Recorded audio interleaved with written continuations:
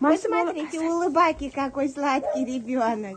U ko'chadagi itlarga shunchaki hayvon sifatida emas, tirik jon dardini ayta olmaydigan beozor mavjudot sifatida qaraydi. Все мальчики.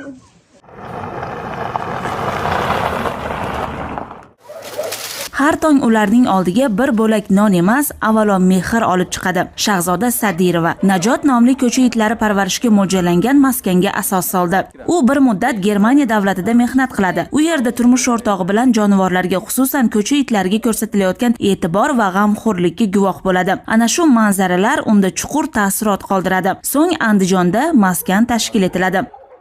O'zim mushuk sevar edim. Mushuklarni yaxshi ko'rardim. Itlar o'zini o'zi himoya qila oladi deb o'ylaganman boshida. Ko'chada masalan ko'rsiz it ishlaydi deb o'ylardim men. Bitta it boqganman o'zim uyimga ko'chadan. 48 soat uxlamaganman. O'lib qolmasin deb. Shundan keyin boshlaganman nimaga? Endi uyimizdagi itlar maza qilib yashayapti. Bular bechoralar axlatxonada